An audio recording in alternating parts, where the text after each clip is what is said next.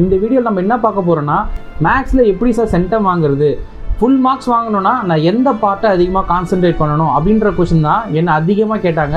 ஆக்சுவலாக நீங்கள் ரெண்டு மிஸ்டேக் பண்ணாமல் பார்த்துக்கிட்டிங்கன்னா உங்களுக்கு பப்ளிக் எக்ஸாமில், அதுவும் மேக்ஸ் எக்ஸாம் அப்போ இல்லை பிஎம் எக்ஸாம் அப்போ உங்களுக்கு சென்டம் வர்றதுக்கு அதிகமான சான்சஸ் இருக்குது. அந்த 2 மிஸ்டேக் என்ன அப்படின்றது தான் இந்த வீடியோவில் பார்க்க போகிறோம். ஃபஸ்ட்டு மிஸ்டேக் என்ன அப்படின்னு சொல்லி பார்த்தீங்கன்னா, உங்களுக்கு மார்க் எங்கே போகுது, சென்டம் எங்கே மிஸ் ஆகுது அப்படின்னு சொல்லி என்ன கேட்டிங்கன்னா, 1 மார்க்ஸில் தான் உங்களுக்கு சென்டம் மிஸ் ஆகுது. அந்த 1 மார்க்ஸ் எதனால் மிஸ் ஆகுது அப்படின்னு சொல்லி பார்த்தீங்கன்னா, 1 மார்க்ஸ் வந்து தெரியும்னு சொல்லிட்டு ப்ரிப்பரேஷன் டைம் ரொம்ப சம்ஸ்க்கு மட்டுமே அதிகமாக கொடுத்துட்டு 1 மார்க்ஸுக்கு ரொம்ப கம்மியாக கொடுக்குறீங்க.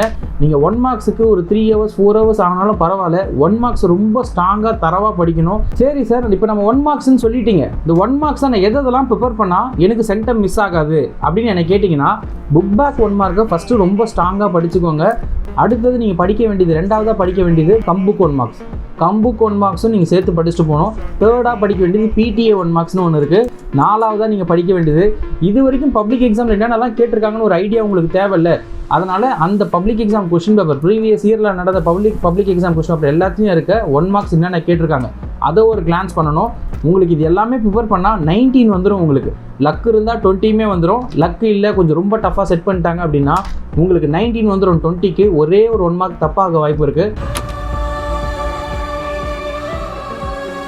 19 கொஸ்டினும் கரெக்டாக எழுதிட்டீங்க, ஒரே ஒரு கொஸ்டின் மட்டும் தெரியல அப்படின்னா அது எப்படி எழுதணுன்ற ஐடியா கொடுத்துருக்கேன்.